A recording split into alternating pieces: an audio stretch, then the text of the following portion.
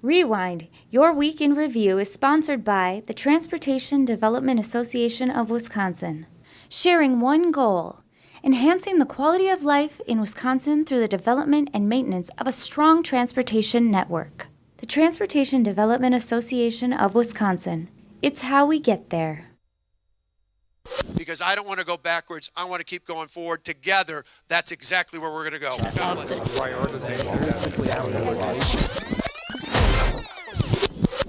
I'm Steve Walders. And I'm J.R. Ross. This is Rewind, the combination of WisconsinEye and WisPolitics look at the run-up to the November 6th election, because that's all that's going on right now. But first, 2 minutes at WisI was there. Wisconsin County's Executive Director Mark O'Connell says Wisconsin's 1950s tax structure must be updated. Listen for one example he gives.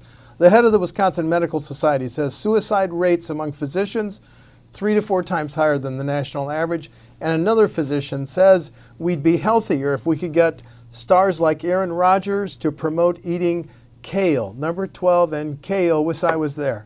If I woke up this morning and went to a health club, I will pay no sales tax. If I if I go to a haircut this afternoon, obviously hypothetical, Steve, but if I get a haircut this afternoon, I'm not going to pay any sales tax. But if I stop at a local drugstore and pick up some over-the-counter cold medication for my daughter, I'm going to pay sales tax. I can touch and feel and drop that. We have this 1950s tax structure being applied to our new millennium economy. So we either need to, I guess, go backwards in our economy to move it back to 1950s, not going to happen, nor should it, or update our tax structure to be applied to our new millennium knowledge technology-based economy. We know we're headed towards a shortage of physicians, which it should be of concern to everyone because you all are patients in one sort or another, because it is an epidemic. Suicide rate among physicians is 3 or 4 times the national average. As an employer, criminal histories matter. They matter. You don't get to come into the district attorney's office with felony convictions. So, let's be clear. There are some areas that we need that information. You're not going to have a pedophile be able to open up a daycare. But what we need to start talking about is, how do people get all the convictions? What are the convictions for? How should they be impacting them in the future? We no longer advertise cigarettes to children, but we still advertise sugar-sweetened beverages and unhealthy foods to children. That's an obvious change that we can do. So there are ways that we can change marketing. Wouldn't it be awesome if we could get Aaron Rodgers on eating kale? I can't, with all due respect, say that DPIs of states will do right, because the Board of Education in Texas, like our DPI, approved textbooks that says slaves were workers. We don't approve textbooks or curriculum. I didn't say that you approve textbooks. Well, I just want to keep... I'm saying what you're putting out that teachers will use like a textbook or like a resource for themselves to be able to put out information. If it has content that is not correct, that it is a problem. Biggest surprise of the week, Kimberly-Clark saying we want to vote on the tax breaks, tax incentives, jobs package by the end of the month. That's like 16 days away. Now, I looked it up, JR. The Wisconsin Assembly introduced this bill February 16th, passed it on February 22nd. The vote was 57-36. No Democrats voted for it. But do you agree with me that the biggest surprise is Kimberly-Clark giving the Wisconsin Senate a deadline? That was probably the biggest one, but then there are also like the surprises of Governor Walker kind of out of the blue saying, Senate, come back and take this up. Attorney stop in Milwaukee. Scott Fitzgerald saying to Jennifer Schilling, Minority Leader, bring back your Senate Democrats and caucus, see how many votes they have. Whereas Schilling's office says, well, we were told a month ago that Republicans caucused in the Wisconsin Dells, and this is not going to happen. Yeah. Nobody's asked us for support. Nobody's brought us to the table as part of the discussion. So this is all of a sudden like this kind of power move by Kimberly-Clark to force a vote and get an answer. Now, I mean, you can understand why they want one. The company is saying they need this decision so we can start planning what it's going to do, because don't forget, there's also a plant in Arkansas that does this, a lot of the same things as one plant in the Fox Valley does, that they could close the Wisconsin plant, keep Arkansas going, or vice versa. So it has decisions to make. It wants an answer to figure out what it's going to do. Right, and Kimberly-Clark spokesperson Brooke Smith says this allows us to finalize our project plans and minimize the uncertainty and distractions being felt at our various sites. Senate Majority Leader Fitzgerald, I really don't know how much Senate support there is, and the Senate President, in whose district is the village of Fox Crossing, and we're talking about a plant that employs 500. By the way, Senator Fitzgerald told you and other reporters, okay, we're going to lose 110 jobs at this other facility. So what's at stake is the 500 jobs at Fox Crossing. But then Democrats have said, even Lee Snodgrass, a Democrat running against Senate President Roth, has said, I'm not going to vote for the assembly package. I want a broader package helping the entire paper industry. It's just fascinating. Well, there are several layers to this. The first layer is, let's just look at the Republican caucus in the Senate. Chris Kappinga from Delafield said, unopposed on November 6th. He said he was not going to vote for it, period. I talked to the office of Steve Noss this week. Unopposed on November 6th. Whitewater Republican. He said he's a no now. Now, Fitzgerald has an 18-15 majority. You take away those 2 Senate Republican votes, you need everybody else in your caucus, every single member, plus at least 1 Democrat to pass the bill. In talking to Senate Republicans and their aides, I don't know that they have those 16 votes to start with. There are concerns about things like Kimberly-Clark had a profit of $3 billion last year. Now, the company also announced that profit in January, it wanted to cut $1.5 billion expenditures between 2018 and 2021. This is part of that reorganization. And remember, this is a massive, massive corporation worldwide. They're trying to cut costs. It's the one that moved their national headquarters from the Fox Valley years ago to Texas. Years ago. That was one of the big blows to Wisconsin in the 80s. Yes. This is kind of an iconic manufacturer in Wisconsin, so there's kind of some pressure to keep them there. But the support is just not there in the state Senate for this bill because they look at what Kimberly-Clark made. They look at like the unemployment rate in Wisconsin right now. We're at historic lows, near historic lows 2.8, for several months in a row. Yep. There's a thought of, well, if this plant closes, those folks at Kimberly-Clark can find jobs elsewhere. There are all kinds of pressures like that, and then also the precedent it would set because you're talking about this would ramp up dramatically the credits that we could give a company to retain jobs. Now, Foxconn, which has got similar provisions, that was to land an entire industry in Wisconsin. Yeah. This is retained jobs. That was a point made by Senator Kappinga in July. This is there's a fear, this set a precedent that pick your iconic Wisconsin manufacturer, a Harley Davidson, Johnson Control. I mean, pick your name you want to. What happens to that company? It's a rough spot and needs to lay people off. Will we then be forced or cornered into offering the same amount of support? There's a concern about that. The flip side is you're talking about a company, it's not just this plant, it's the suppliers that go from various parts of the state. There'd be a ripple effect. How will that impact the economy? And politically, you're talking about right in the middle of election season where Scott Walker has pinned his reputation on like the Wisconsin comeback, right? Building Wisconsin jobs, all these spots are available. Having this thing close would not be the best thing you want to have happen. And then Roger Roth in his district, he's in a targeted seat all of a sudden. How will that play? This is a seat that is traditionally, it's Appleton area, it's traditionally fairly Republican, except for in 2012, Barack Obama won it by 12 votes over Mitt Romney, won the state by 7% statewide. 12 votes? 12 votes. 12 votes, okay. Otherwise, not very competitive. But can this issue help make this seat competitive? Yeah, and just one more note before we move on.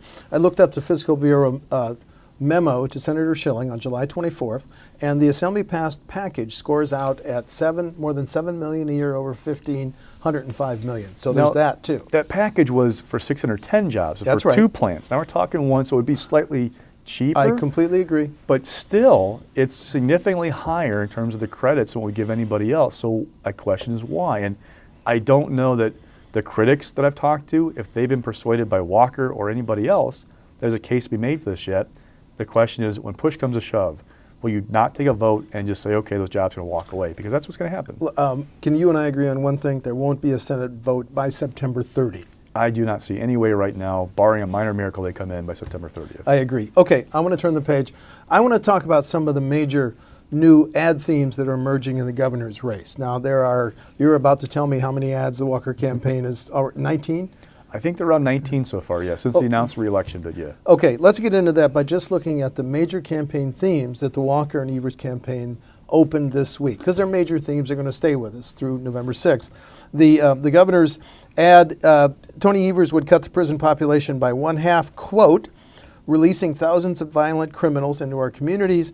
First abusive teachers now releasing violent criminals, putting everyone at risk. We just can't trust Tony Evers keep us safe. Mr. Evers, his campaign opened this theme. He will invest in people, not foreign corporations. Tony Evers, it's time for a change and a governor who cares about us. So this is just major campaign themes that they're opening, but there's plenty more. You want to talk about some of the others? Sure. Well, let's look at what Walker's doing. The first punch that Walker and Republicans threw at Tony Evers was about this teacher in Middleton who viewed porn at school, who made inappropriate comments about young women's bodies, that he didn't lose his teacher license, that they blamed Tony Evers for that. This is the second round of saying that Tony Evers can't be trusted because he's putting Wisconsin at risk. All right, now that's your argument. The impression I get is that Walker is struggling with independence.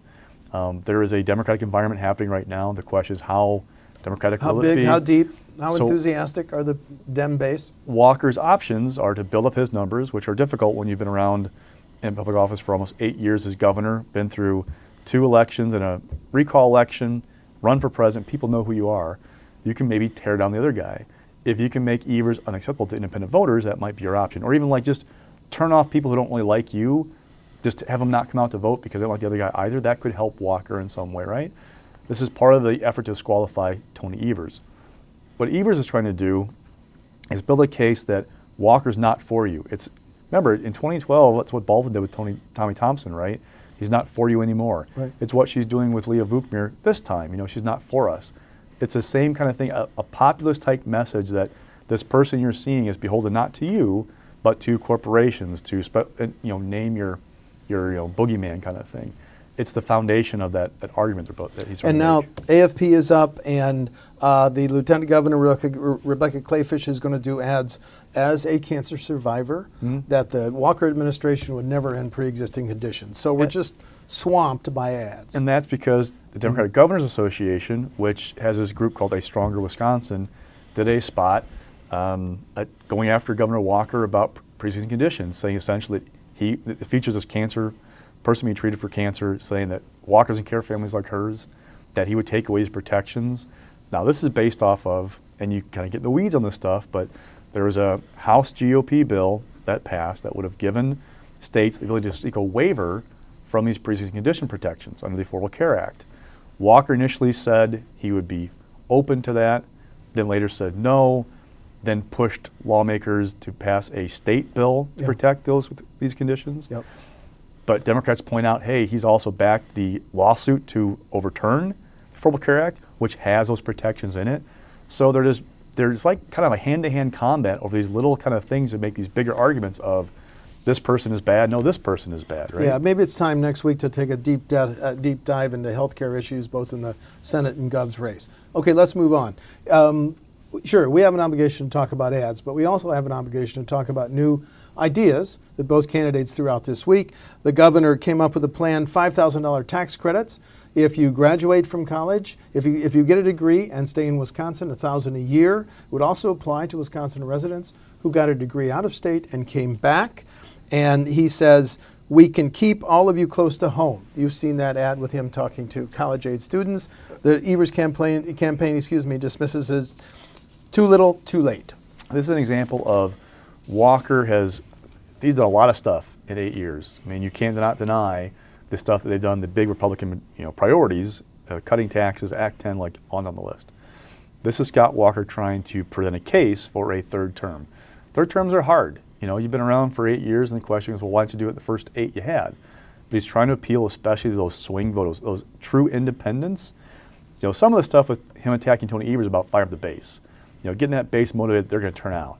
He's trying to find now a foothold with these independent voters to say, hey, look, here's some things that you might like that I'd like to do with the third term. Right.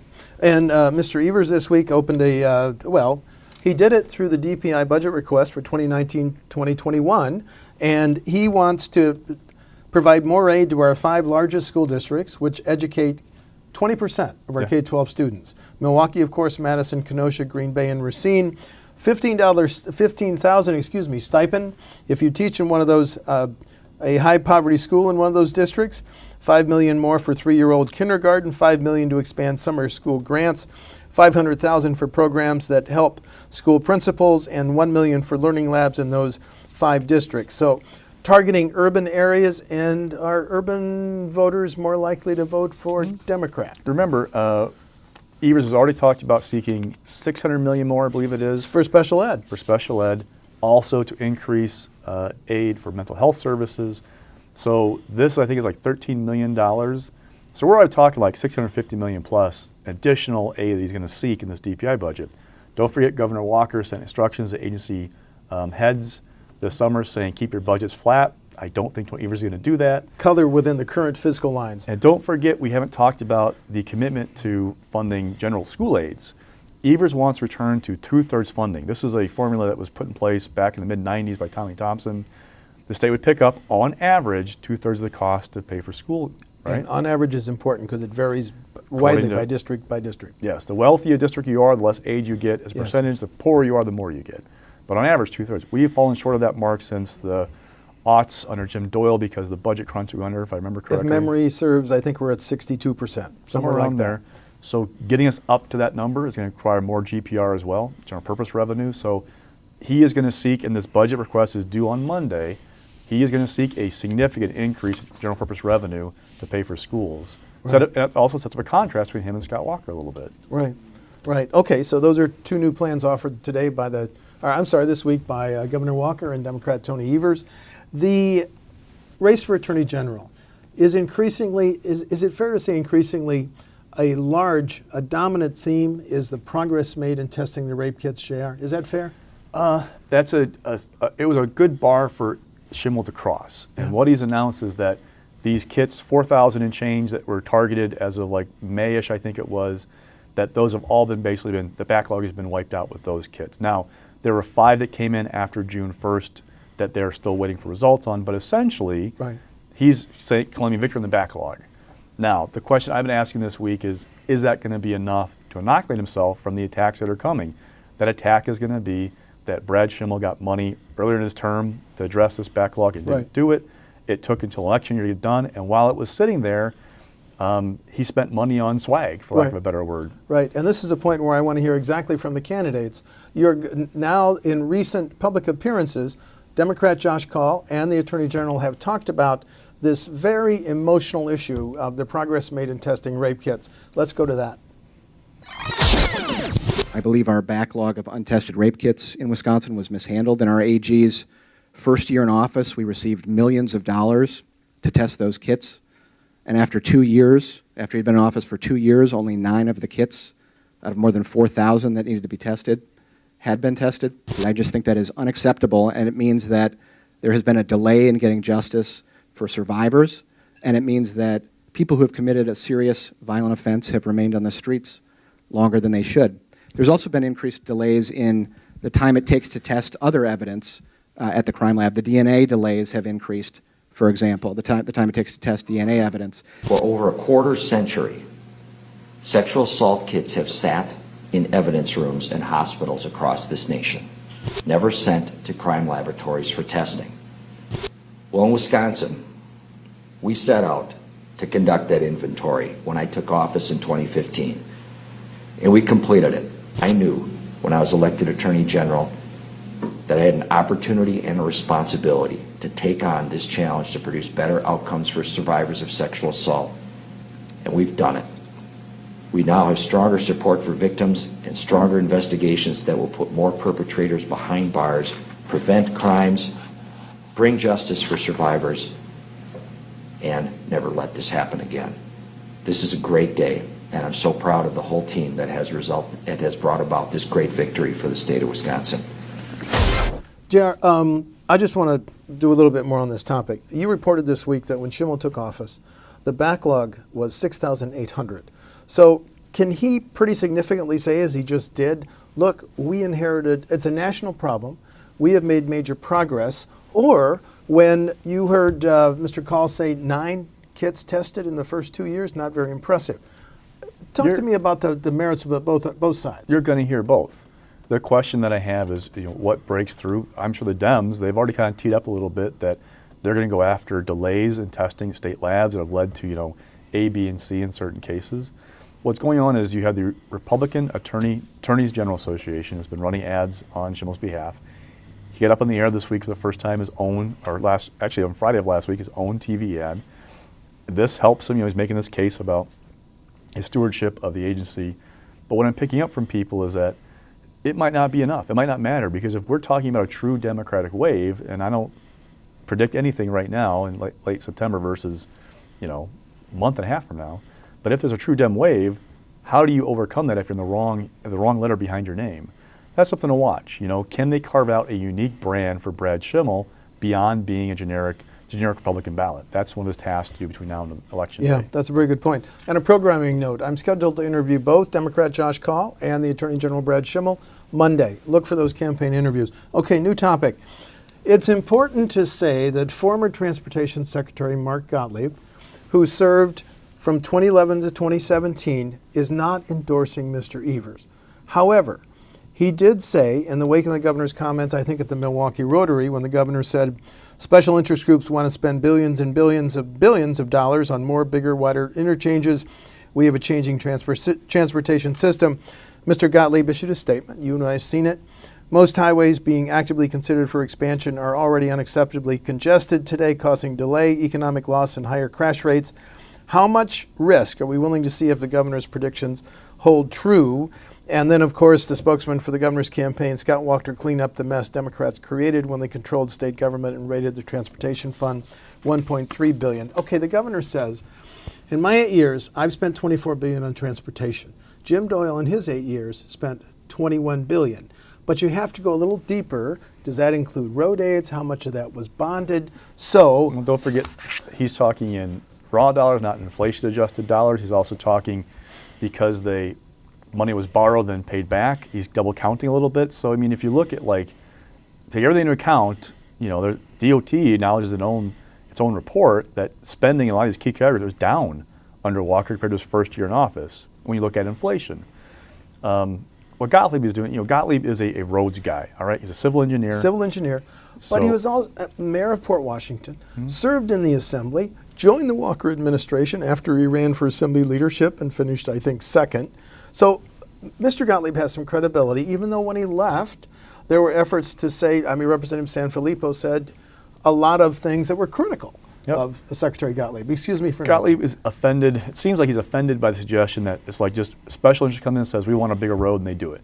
What he's saying in the statement was that, there's this complex process of these deep reports that go look at what's going on, and it's kind of offensive to say my kids are taking Uber and Lyft a lot, so the projection can come true for traffic. Now, the pushback has come from Republicans that, under Gottlieb, the agency wasn't as efficient as it could be. That's been a big push under Dave Ross, the new secretary, to try and find quote-unquote efficiencies. But basically, they're under a directive from Scott Walker to spend less. What has Secretary Ross said? We don't have a spending problem. No, we don't have a revenue problem. We have a spending problem, correct? Yeah, and what I mean spend less is spend less than what you could. Don't go to the maximum and everything. They're paring back things to try and make it stay within the parameters of the revenues that we have in transportation. Right. Okay, let's go to your stock picks. Rising. So let's be honest. First up, the hurricane out the East Coast, let's hope that everybody is safe and there's minimal damage and everything. Florence. But you can't forget that right now Milwaukee is one of 3 finalists for the Democratic National Convention bid in 2020. The other 2 finalists are Miami Beach and Houston. And what happens to those 2 cities in the summertime sometimes? Hurricanes. So this is a reminder to people of the peril sometimes of going to one of those places for a convention bid. There's a national story this week from Politico talking about citing 5 people from the process that it was already down to Milwaukee and Houston as the two real contenders for this convention. Yeah. What to watch for is, 1, this weather thing is going to play in Milwaukee's favor, but 2, what happens in November? Absolutely. Because in November, if Democrats have a good night in Wisconsin, that could play in its favor. If somehow Beto O'Rourke beats Ted Cruz in Texas, that could play. That would give people a feeling of, hey, Texas is now in reach. They've talked about for years that Texas at some point will get more Democratic because of the rising Hispanic population and other factors. If that really happened, that would be a reason to go to Texas to put that in play. And national polls put O'Rourke within 5, I think, of something like Cruz. that. I don't know Texas politics, but I'm seeing that, and now there's a rush now to go down to Texas by conservative groups to help him out. So that's just something to watch. What happens in November? That could play into where they decide to go, because these conventions are not just about a stage presentation of your message, it's also about like how's it impact things. I mean, and the symbolism of like Hillary Clinton's kind of skipping Wisconsin in 16, then bringing this here in 2020 can't be lost on people. Right. Okay, mixed. So CWD rules, the administration is putting together several things to try and combat the spread of chronic wasting disease. We've been dealing with this now for 17 years, something like that. Closing in on 20, I think. And there's a new rule that restricts moving deer carcasses from CWD affected counties. Well, Steve Noss, chair of the Joint Committee for Review of Administrative Rules, is going to have a hearing the same day the rule takes effect that would possibly roll it back. Now, there are three options. You could roll it back, you can modify it, or leave it in place. But there are people like Noss and Representative Jarko up from northwestern Wisconsin who are not happy about this ruling. It's too restrictive. And there's been some pushback from people in affected areas of like these restrictions. So it's something to watch. From the DNR's perspective, this is part of the effort to try and contain the best you can this disease. Well, didn't Senator Noss's press release say, look, we're within 2 months and 2 weeks of the hunting season. Yeah. So how can you get the rule published and out there and get hunters to understand it? So there's a Another timely factor. issue there. Okay, falling. Yeah, but Stephen's point, basically there's a warning for the chancellor this week of like, look, if enrollment keeps going, goes down, we could have to cut staff. I mean, this branch has had some issues with this, and this is another reminder of its struggles with what's going on financially up there.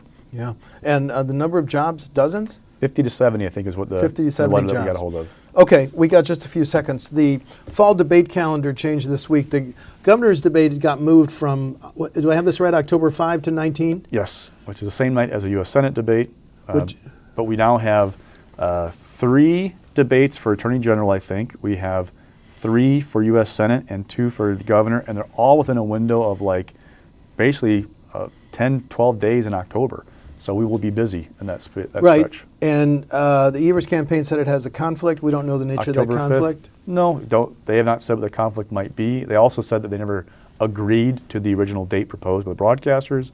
So we shall see. We will all be watching for an announcement about October 5th event. And finally, the number one thing you're going to look for in the MU Charles Franklin poll next week? Any movement. Is there movement in the Senate race, the governor's race? Remember, we've seen now a series of ads in the governor's race. Last time they had Walker +2 with likely voters, which is inside the margin for error. Yep. And then that race also had Vukmir -2 to Tammy Baldwin. The Senate race, will we see some momentum there? And then also there's always this question with the Marquette poll lately about the likely voter model and who's in there. Yes. Is it going to continue to be more Republican than what we're seeing in other places? Because that's something to watch. Right. Charles Franklin coming out next week. I'm Steve Walders. And I'm J.R. Ross. That's Rewind for September 1-4. Rewind, Your Week in Review is sponsored by the Transportation Development Association of Wisconsin. Sharing one goal, enhancing the quality of life in Wisconsin through the development and maintenance of a strong transportation network. The Transportation Development Association of Wisconsin. It's how we get there.